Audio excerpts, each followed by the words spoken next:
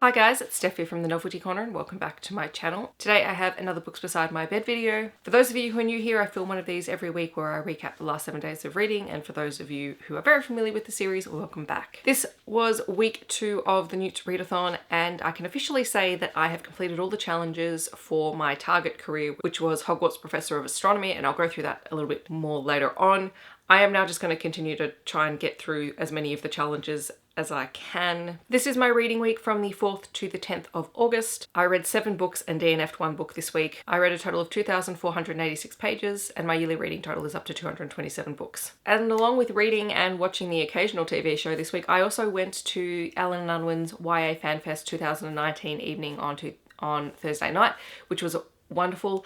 And it was wonderful mostly because I got to catch up with some bookish friends. So I finally got to say hello to Tracy in person as well as Beck, and I got to catch up with Alex and the guys from the YA room and a whole bunch of other people, and it was a really, really nice night where I got to hear about the books that are upcoming from Alan Unwin's catalogue. There are some really good things coming out in the next sort of 12 to 18 months, which I'm really looking forward to. We did get a really lovely goodie bag. I'll pop a photo of it on the screen. I did share it on my Instagram. It was just a really lovely night, and I did pick up a book which you'll hear about hopefully in a wrap-up video in the next couple of weeks, because I am planning on reading it soon, but I'm very excited about it. I'm currently reading Wolf Rain by Nalini Singh, which is book 18 in the Psy-Changeling series, or book 3 in the Psy-Trinity series, and I'm currently watching The Boys on Amazon Prime. I've only just started, I've seen 1 episode, and I actually watched the first episode, one, because my parents had watched it and said that they really enjoyed it, and also because I started reading a particular book and they reminded me of each other, so I decided to just watch the first episode, and I'll hopefully continue throughout the week. The first book that I read this week was Where the Dead Go by Sarah Bailey. This is a 2019 release from Alan and Unwin, and I gave it 4 out of 5 stars. It is the final book in the Gemma Woodstock series, which follows a female detective sergeant in Australia, and she's a very flawed individual. Gemma has spent her life running away from her responsibilities and from things in her past, and at the start of this book, which takes place 4 years after Into the Night, which was the second book, she has to deal with a personal tragedy that deeply affects her and her son. When the opportunity to basically escape the situation, because she doesn't want to deal with the emotions that come along with what she's going through at the moment, she takes her son and goes to investigate the brutal murder of a teenage boy who was killed after his girlfriend went missing. They go to a small coastal town called Fairhaven, and there she has to work out who is involved, what has happened, and why does this case remind her so closely of another case she has investigated previously, which ended quite badly. I really enjoyed the suspense. Sarah Bailey's books always have a wonderful sense of place. The towns that she spends time in are really characters themselves.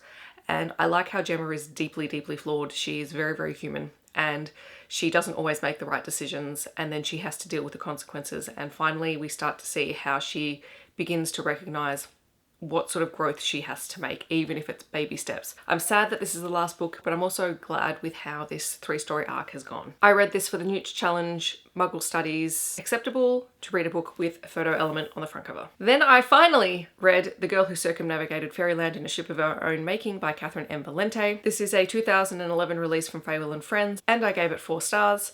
I read this for the Newt Challenge History of Magic. Acceptable to read a book that is a fantasy. This is a middle grade fantasy book, and it is utterly delightful. This is something that has been recommended numerous times by Kirsty from Melbourne on My Mind, and I'm very glad that I finally picked it up. It is the story of a young girl called September, who is a 12-year-old girl living with her family until the Green Wind arrives one day, picks her up and takes her off to Fairyland, and gives her a whole bunch of rules that she doesn't really understand, and of course ends up breaking fairly quickly. And a bit like Alice in Wonderland, September finds that Fairyland is under the thumb of a ruler who is potentially not doing right by the rest of the people, and so she teams up. She meets a whole lot of different characters, including a wyvern who is absolutely adorable, and sets out to try and free Fairyland, and along the way she has to make deals with a whole bunch of people. It gets very wonderfully complicated for a middle grade book, and I utterly adored it. Then I started to read Luna by Ian MacDonald, which is book 1 in the series, I believe, and it's a science fiction book, and I DNF'd it 70 pages in because it's a real dynasty book, and It's set on the moon and there's a whole bunch of families and a whole bunch of characters that I couldn't keep straight in my head, which is why I DNF'd it. And not a whole lot happening. It is very much like one of those stories where you have these ruling families and they've got control over everything. So they've got control over all the resources on the moon. But it was just so hard to keep track of everyone in my head, and not enough happened in it that I just didn't care, which is a shame because I was reading this for the astronomy acceptable level to read a book about the moon, or with the moon on the cover or whatever, which I mean this clearly does have. And it was a science fiction book, but I just didn't care. Instead, I replaced it with The Good Thieves by Catherine Rundell, which is a 2019 release from Bloomsbury, and I gave this one 3.5 out of 5 stars. This is a middle grade adventure novel, and more than that, it is a middle grade heist novel, and it was delightfully fun. So it's not even space related or science fiction related, but there is a moon on the cover, and it takes place at nighttime under the moon. And it is the story of Vita, who visits her grandfather in New York when he is conned out of an old castle that he owned, and he left some precious things inside there. And so Vita decides that she's going to try and steal these precious items back for her grandfather. She goes along, she meets the con man, who is a delightfully creepy individual, and along the way she meets a young pickpocket and also some circus performers, and together they form a little band and then they perform this heist, and it was delightfully fun. Vita is a really awesome young female character in a book. My class have been asking for more adventure novels, so I'm so glad that I can take this in for them. It was just a lot of fun and I really enjoyed it. So yes, this was for the acceptable astronomy level to read a book with the moon on the cover. For my astronomy exceeds expectations level to read a book with night in the title, I read Midnight Crossroad by Charlene Harris. This is a 2014 release from Galance, and I gave this 2.5 out of 5 stars. I was a bit disappointed by this. It is a urban fantasy. Yeah, it's urban fantasy. I was going to say paranormal romance, but it's not, because there's not really much romance in it. It's an urban fantasy book set in the town of Midnight, and I originally picked this up because I've read the Sookie Stackhouse books, and you know I've started rereading them as of last week, and I really wanted to try something else by her, and the cover intrigues me, the premise intrigues me, but it's just fallen flat. Midnight is a town where people don't unintentionally end up in. You sort of end up there for a reason. There's a lot of boarded up houses. It's a very close-knit community, and everyone in this community has a secret of some kind. At the beginning of the book, Manfred moves to the town and begins to get to know the residents. He is a psychic and he has online businesses for his talent, and then he rapidly meets the town's residents and realizes that not everything is as it seems, and that there are some pretty deep mysteries going on, especially to do with the disappearance of the girlfriend of one of the town's residents, and it sort of goes from there. The characters themselves were fine, the premise is fine, the execution was less fine, and it was just very slow and not very much happened until the end, and then the twist at the end. There was some lead up to it, but mostly it felt like it sort of came completely left of field, but not in the way that you get in a good mystery. It was just sort of, well, you've done all that setup and this is what's happened.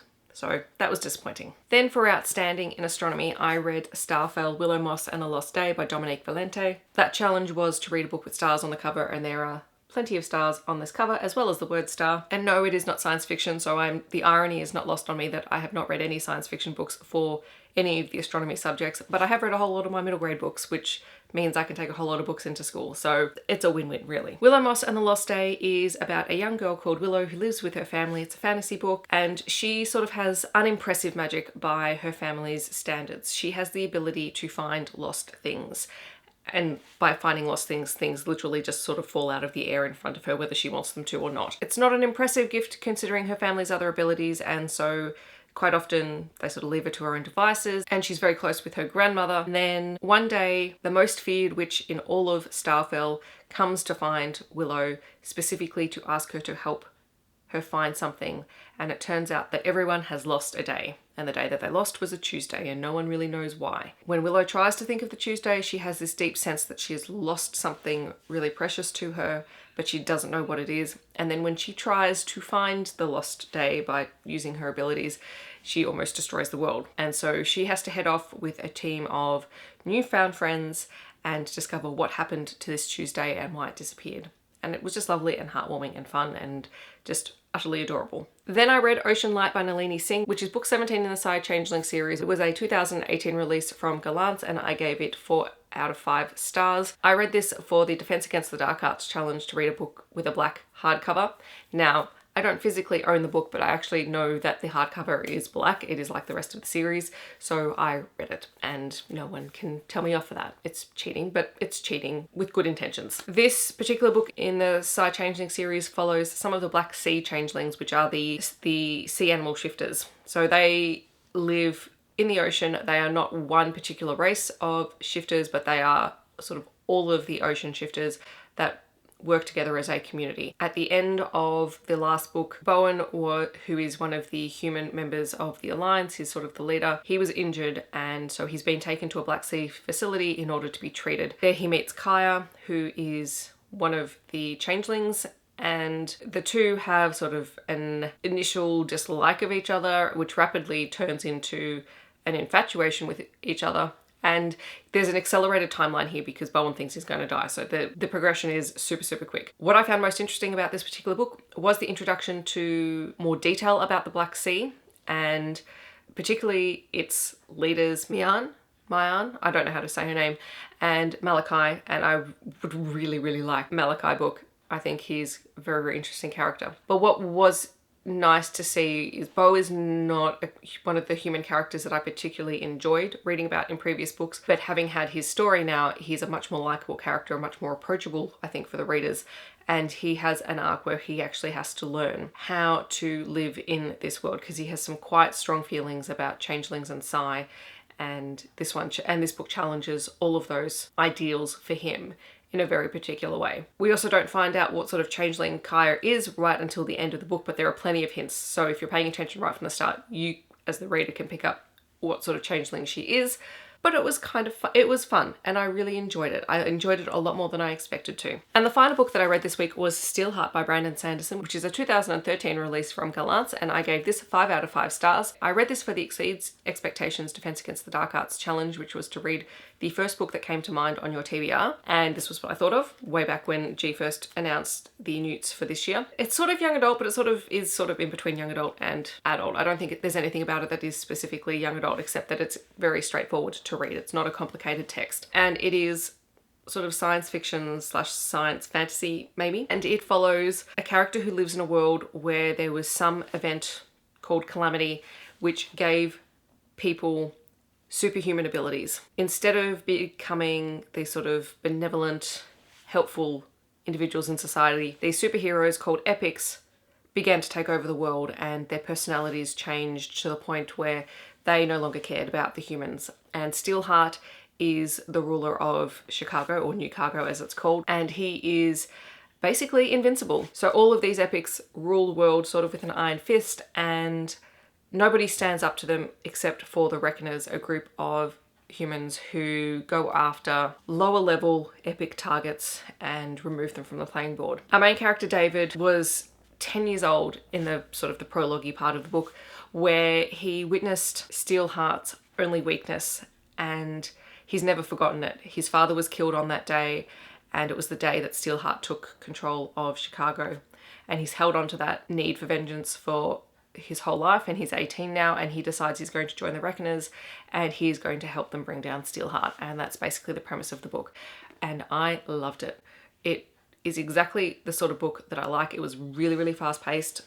It has superhuman individuals, but they live in the grey area. There were a few things that I picked up, like there's a few plot twists that I did pick up from about a quarter of the way into the book, and I just couldn't wait to see how they played out. I was really, really excited to read about them. As I said, it's not a sophisticated text, but it was just enjoyable, and I will definitely continue this particular series because I want to know what's going to happen next. So those are all the books that I have read this week. As I said, I have completed the exams for the Hogwarts Professor of Astronomy, which was to get an O in Astronomy, which I ticked off this week, to get an E in Defense Against the Dark Arts, which I also ticked off, and to also read at least 2 other acceptable level books in any other subjects, and I've done a whole stack of those.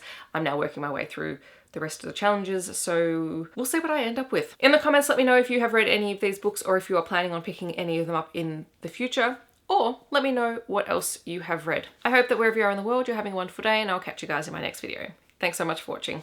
Bye guys.